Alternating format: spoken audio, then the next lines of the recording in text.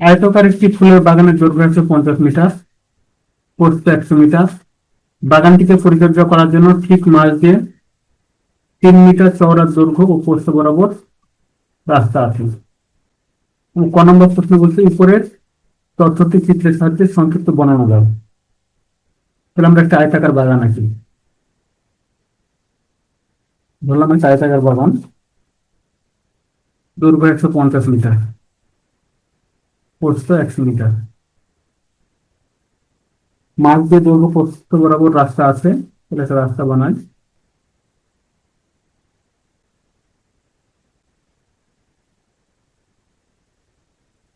তাহলে এটা রাস্তা, এই রাস্তাটার চওড়া 3 মিটার, এটাও 3 মিটার, দৈর্ঘ্য বরাবর প্রস্থ বরাবর। তাহলে শুধু এটা লিখে দিলে আমার ক নম্বর অ্যান্সার হয়ে যাবে। আমরা খ নম্বর চেষ্টা করি। রাস্তার ক্ষেত্রফল নির্ণয় করো। রাস্তা এখানে দুইটা আছে, একটা দৈর্ঘ্য বরাবর, একটা প্রস্থ বরাবর। তাহলে আমরা প্রথমে বাগানের দৈর্ঘ্য বরাবর রাস্তার ক্ষেত্রফল বের করি। বাগানের দৈর্ঘ্য বরাবর ক্ষেত্রফল, দৈর্ঘ্য বরাবর ক্ষেত্রফল হবে 150 ইন্টু প্রস্থ 3, তাহলে 450 বর্গমিটার। তোর বাগানের প্রস্থ বরাবর, এখানে লিখতাম রাস্তা,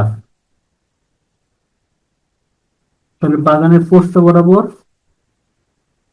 রাস্তার ক্ষেত্রফল।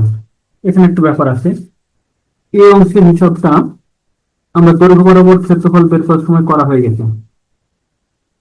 তাহলে এখন আমার 3 মিটার কম হবে, যখন হিসাব করব তখন আমি 3 মিটার বাদ দিব। তাহলে দৈর্ঘ্যটা হবে, টোটাল ছিল 100, 100 থেকে 3 মিটার অংশটুকু বাদ, তাহলে 100 মাইনাস 3, আর চওড়া হচ্ছে 3। তাহলে এখান থেকে পাচ্ছি 291 বর্গমিটার। অতএব রাস্তার ক্ষেত্রফল, এটা একটা দৈর্ঘ্য বরাবর রাস্তা, প্রস্থ বরাবর রাস্তা, 450 যোগ 291। এই অংশটা আমাদের বাদ না দিলে একই জায়গা দুইবার হিসাবে চলে আসবে।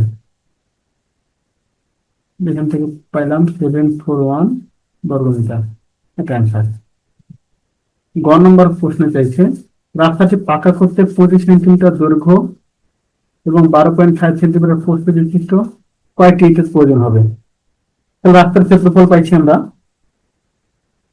740 বর্গমিটার, কারণ এটা মিটার আর এগুলো আছে আবার সেন্টিমিটার, তাহলে এগুলো মিটারে কনভার্ট করি। দেখি ইটের দৈর্ঘ্য সমান 25/100, 0.25 মিটার। ইটের প্রস্থ 12.5/100 সমান 0.125 মিটার। ইটের দৈর্ঘ্য পেলাম, প্রস্থ পেলাম, তাহলে প্রতিটা ইটের ক্ষেত্রফল, অতএব প্রতিটি ইটের ক্ষেত্রফল সমান দৈর্ঘ্য ইন্টু প্রস্থ 0.25 গুণন 0.125 এবং 0.03125 এত বর্গমিটার। অতএব ইটের সংখ্যা সমান আমার ক্ষেত্রফল ছিল 741, আর প্রতিটা ইট 0.03125 ভাগ দিলে পেয়ে যাবো ইটের সংখ্যা 23712, এত টি, এটা অ্যান্সার।